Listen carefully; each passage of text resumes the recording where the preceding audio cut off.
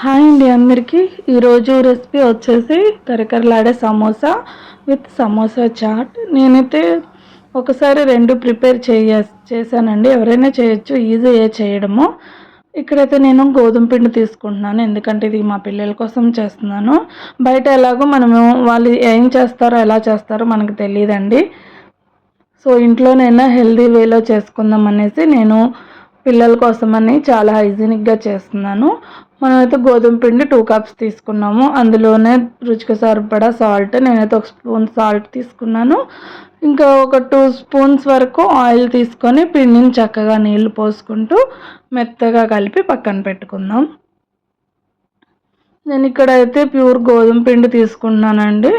బయట అయితే షాప్స్లో మనకి గోధుమ పిండి అని చెప్పినా కూడా అది వైట్గా వస్తుంది, ఎంతో కొంత అది ఫిల్టర్ అయ్యి వస్తుంది అనమాట. సో అందులో ఫైబర్ కంటెంట్ చాలా తక్కువగా ఉంటుంది. మైదాలో అయితే అస్సలు ఫైబర్ అనేది ఉండదు. మనకి తిన్నది మంచిగా డైజెస్ట్ అవ్వాలంటే ఫైబర్ కంటెంట్ ఎక్కువగా ఉండాలి. సో ఎప్పుడైనా మనం హెవీ ఫుడ్ తిన్నప్పుడు, బయటకు తిన్నప్పుడు అస్సలు ఈవినింగ్ వరకు గొంతులోనే ఉన్నట్టు ఉంటుంది. ఎందుకు ఉంటుందంటే మనం ఆ రోజు ఫైబర్ తక్కువగా తీసుకోవడం వల్ల. అందుకనే చాలా వరకు ఇంట్లో చేసుకున్నప్పుడైనా హెల్దీగా చేసుకోవడానికి ట్రై చేద్దాం అనేసి, అందులోనూ పిల్లల కోసం కాబట్టి నేను గోధుమ పిండితోనే చేస్తున్నాను. గోధుమ పిండితో కూడా వస్తాయని అనుకుంటున్నాను. సో పిండి అయితే మనకి అయిపోయిందండి. కలుపుకొని మూత పెట్టేసుకొని పక్కన పెట్టుకుందాం. ఒక 15 మినిట్స్ వరకు పిండి మొత్తం మంచిగా నానే వరకు మనమైతే సమోసాలోకి స్టఫ్ కోసం ఆనియన్స్ కట్ చేసుకుందామండి. సో 2 కప్స్ కాబట్టి అందులోనూ మనకి చాట్ కూడా చేసుకుంటాం కాబట్టి రెండింటికి కలిపి ఒక 3 ఆనియన్స్ సరిపోతాయి. సో వాటిని అయితే సన్నగా వీలైనంత వరకు చిన్నగా తరిగి పక్కన పెట్టుకోవాలి.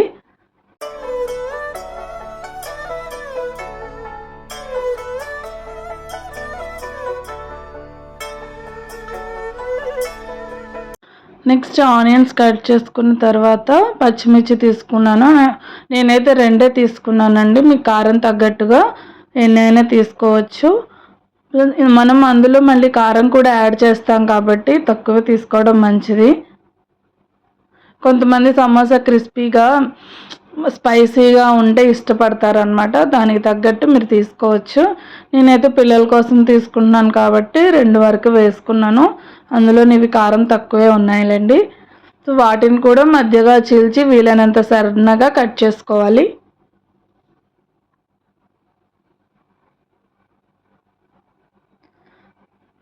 ఆనియన్స్, పచ్చిమిర్చి కలిపి వేసుకోవాలండి.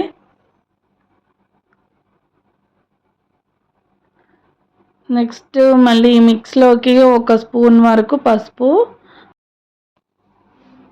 అలాగే 1 స్పూన్ వరకు సాల్ట్, ఇంకా ఒక 1/2 స్పూన్ వరకు కారం, ఇంకా కొన్ని అటుకులు తీసుకోవాలండి. ఒక గుప్పెడు కన్నా తక్కువే తీసుకున్నాను నేను. గుప్పెడు వరకు కూడా తీసుకోవచ్చు. సో ఇవన్నీ మంచిగా ఉప్పు, కారం, ఆనియన్స్కి అటుకులు అన్నీ కలిసిపోయేలాగా చక్కగా కలిపి పక్కన పెట్టుకోవాలి. పక్కన పెట్టుకుంటే ఈ లోపల అవి కొంచెం మెత్తబడతాయి అటుకులు అనేవి. మనం ఎలాంటి వాటర్ కానీ ఏమీ వాడనవసరం లేదు ఇందులో. సో ఇవైతే ఇంకా పక్కన పెట్టేసుకుందాం. ఈ లోపల మనకి పిండి అయితే చక్కగా నానిపోయిందండి. ఇప్పుడు వీటితో మనం ఫస్ట్ చపాతీలు చేసుకోవాలి.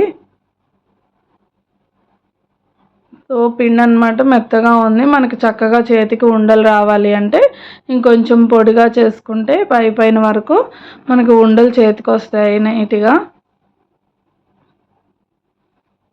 సో పిండి నానిన తర్వాత కూడా మళ్ళీ చక్కగా ఇలా కలుపుకుంటే మనకి చపాతీలు సాఫ్ట్గా వస్తాయి. అప్పుడే మనకి ఫైనల్గా సమోసా కూడా క్రిస్పీగా ఉంటుంది. సో పిండికి అందుకనే మంచిగా మెత్తగా కలుపుకోవాలి.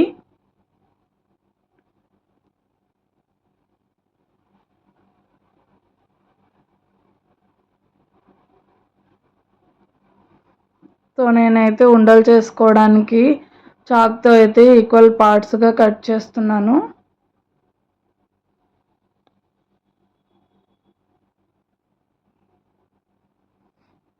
సో కట్ చేసిన ఈ పార్ట్స్ని అయితే మంచిగా బాల్స్ లాగా చేసుకొని ఇంకా చపాతీలు ఒత్తేసుకోవడమే.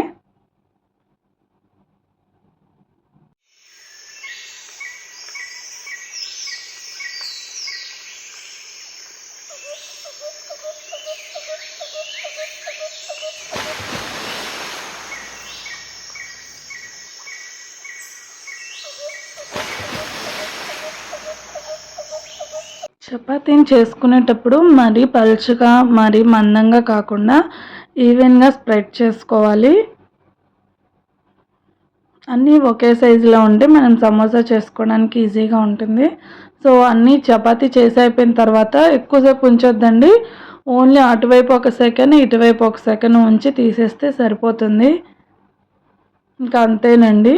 సో 1 బై 1 అన్నీ ఇలా కాల్చుకొని పక్కన పెట్టుకుందాం. చపాతీ కాల్చుకోవడం అయిపోయింది కదండి. ఇప్పుడు ఈ కాల్చుకున్న చపాతీలన్నిటినీ ఒకదాని మీద ఒకటి అరేంజ్ చేసుకోవాలి. అన్నీ ఈక్వల్గా ఉండేలాగా అరేంజ్ చేసుకోవాలండి. అరేంజ్ చేసుకొని అయిపోయిన తర్వాత వాటిని 4 పక్కల మిడిల్లో మనకి రెక్టాంగులర్ షేప్ వచ్చేలాగా కట్ చేసుకోవాలండి. సో 4 పక్కల కట్ చేసుకున్న తర్వాత ఇప్పుడు మిడిల్లో వాటిని మనకి రెక్టాంగులర్ షేప్ వచ్చేలా కట్ చేసుకుంటే మనకి చూసారా ఇప్పుడు ఎన్ని మనకి చపాతీలు అయ్యాయో వాటికి డబుల్ సమోసాలు చేసుకోవచ్చు వీటితో. సో ఇప్పుడు కట్ చేసిన వాటిని కూడా వేస్ట్గా పోకుండా మనం చాట్ చేసుకుందాం అనుకున్నాం కదా, అందులోకి పనికొస్తాయండి ఇవి. వీటిని అయితే డైమండ్ షేప్లో కట్ చేసుకొని పక్కన పెట్టేసుకుందాం. ఇప్పుడు వాటిని పక్కన పెట్టుకున్నాక మనం సమోసాలని ఎలా చుట్టుకోవాలో చూద్దామండి. సో నేనైతే పిండి కలుపుకున్నాను. గోధుమ పిండిలోనే కొన్ని వాటర్ కలుపుకొని పేస్ట్ లాగా చేసుకుంటే అది మనకి గమ్ములాగా యూజ్ అవుతుంది. ఇక ఒకదాని తర్వాత ఒకటి సమోసాలు ప్రిపేర్ చేసుకోవడమే. ఇప్పుడైతే మనం కట్ చేసుకున్న వాటిలో ఒక పీస్ తీసుకొని జాగ్రత్తగా నేను ఎలా ర్యాప్ చేస్తున్నానో అలా చుట్టేయడమే అండి. చాలా ఈజీ. మనం కార్నర్ని బేస్ చేసుకొని కింద కార్నర్ క్లోజ్ అయ్యేలాగా పట్టుకొని దాన్ని చుట్టేసుకోవడమే కోన్ షేప్లో. మనకు అప్పుడు ట్రయాంగులర్ షేప్ అనేది వస్తుంది. సో అంతేనండి. ఇప్పుడు మనము ఎడ్జెస్ని అంటించుకుందాము. ఎందుకంటే మన లోపల పెట్టిన స్టఫ్ బయటికి రాకుండా జాగ్రత్తగా అంటించుకోవాలి. స్పూన్తో తీసుకుంటే ఎక్కువ వస్తుంది, చేత్తో పెట్టడం బెటర్. సో ఇలా కోన్ షేప్ వచ్చింది కదండి. ఇప్పుడు మనం ముందుగా ప్రిపేర్ చేసుకున్న ఆనియన్స్, పచ్చిమిర్చి, అటుకుల స్టఫ్ ఉంది కదా, అది అందులో వేసుకొని కొంచెమే పడుతుందండి. మనం ఇవి చిట్టి సమోసా కాబట్టి చిన్నగా ఉంటాయి. సో కొంచెమే పడుతుంది. సో అవి బయటికి రాకుండా చక్కగా లోపలికి అడ్జస్ట్ చేసుకొని మళ్ళీ మిగిలిన ఎడ్జెస్ కూడా పేస్ట్ రాసి అంటించుకోవడమే. ఫస్ట్దే కొంచెం టిపికల్గా ఉంటుంది కానీ ఒక్కసారి అర్థమైతే చాలా ఈజీ అండి. ఎడ్జెస్ వరకు చూసుకొని కరెక్ట్గా అవి అంటుకున్నాయో లేదో చూసుకొని ర్యాప్ చేయడమే. చూసారా చక్కగా ట్రయాంగులర్ షేప్లో వచ్చేసింది. చాలా ఈజీ. ఒకసారి జాగ్రత్తగా అబ్జర్వ్ చేసి చూడండి. ఇక చకచక 1 బై 1 సమోసాలు అయితే ప్రిపేర్ చేసేసుకుందాము.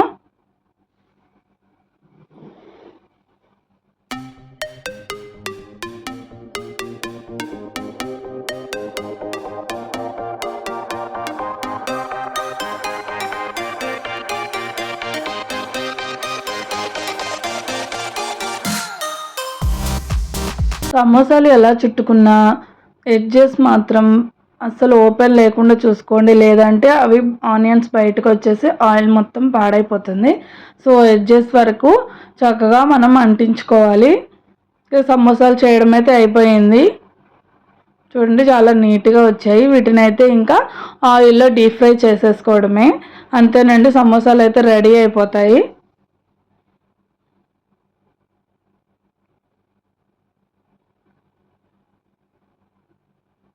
ఆయిల్ బాగా హీట్ అయిన తర్వాత సమోసాలు వేసి తర్వాత మీడియం ఫ్లేమ్లో ఉంచి కాల్చుకోవాలండి. అప్పుడే లోపలిది కూడా చక్కగా ఉడుకుతుంది ఆవిరికి. అలాగే పైనవి కూడా మనకి గోధుమ పిండి వాడాం కదా, మెత్తబడకుండా గట్టిగా అవ్వాలంటే మీడియం ఫ్లేమ్లో ఉంచి ఎక్కువసేపు కాల్చుకోవాలి. సో మీకు ఇంకా మెత్తగా అనిపిస్తే అవి 80% ఫ్రై అయిన తర్వాత తీసుకొని మళ్ళీ వేసి ఫ్రై చేయండి. అప్పుడు గట్టిగా వస్తాయి. కలర్ కూడా డార్క్ బ్రౌన్ రావాలండి. మనకి గోల్డెన్ బ్రౌన్ కాకుండా కొంచెం డార్క్ బ్రౌన్ రావాలి సమోసాల వరకు. అప్పుడే క్రిస్పీగా ఉంటాయి పైన.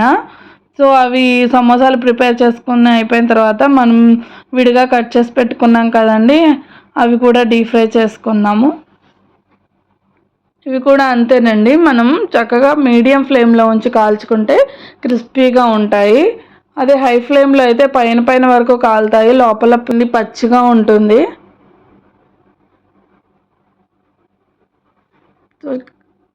మనకి తీస్తున్నప్పుడు ఆ పీసెస్ అనేవి చక్కగా గలగల సౌండ్ రావాలండి, అప్పుడే మెత్తబడకుండా ఎక్కువసేపు గట్టిగా ఉంటాయి, తింటుంటే కూడా క్రిస్పీగా బాగుంటాయి. ఇంకా అంతే, మనం సమోసాల కోసం అయితే పచ్చిమిర్చి మధ్యలో తింటే చాలా బాగుంటుంది కదండి. మనకి బయట కూడా పచ్చిమిర్చితో పాటే ఇస్తారు. సో అందుకే నేనైతే ఒక 4 పచ్చిమిర్చి అయితే ఆయిల్లో ఫ్రై చేసి పెట్టాను. ఇంకా అంతేనండి, వేడి వేడి సమోసా రెడీ అయిపోతుంది. ఇక మనమైతే చాట్ చేసేసుకుందాం. మనం ఇందాక సమోసాలోకి స్టఫ్ వాడాం కదండి ఆనియన్స్ది, ఆ ఆనియన్స్ ప్లస్ మనం ఇవి ఫ్రై చేసుకున్న డైమండ్ షేప్ పీసెస్ ఉన్నాయి కదా, అవి రెండు కలుపుకొని ఇంకా మనకి ఉప్పు కారం అడ్జస్ట్ చేసుకుందాము. సరిపోకపోతే కారము ఉప్పు యాడ్ చేసుకోండి, ఇంకా బాగుంటుంది స్పైసీగా. అంతేనండి, చాలా తేలిగ్గా మనకు కావాల్సినవన్నీ దగ్గర పెట్టుకొని చేసేసుకుంటే వెంటనే అయిపోతాయి. తిన్నాక మా చిన్న రియాక్షన్ చూడండి. సూపర్ అండి, క్రిస్పీగా చాలా టేస్టీగా ఉంది. డైరీ మిల్క్ ప్లస్ సమోసా రెండు కాంబినేషన్ బాగుంటుందంట, రెండు కలుపుకొని తింటున్నాడు. సో వీడియో అయితే మీకు నచ్చిందని అనుకుంటున్నాను. మీరు కూడా తప్పకుండా ట్రై చేయండి. మైదా పిండే కాదు, గోధుమ పిండితో కూడా ఏ రెసిపీ అయినా మంచిగా చేసుకోవచ్చు కొన్ని టిప్స్ పాటిస్తే. సో ఈ వీడియోని నచ్చితే లైక్ చేయండి, మన ఛానల్ని సబ్స్క్రైబ్ చేయండి. వీడియోని స్కిప్ చేయకుండా లాస్ట్ వరకు చూసినందుకు చాలా థ్యాంక్స్ అండి. బాయ్.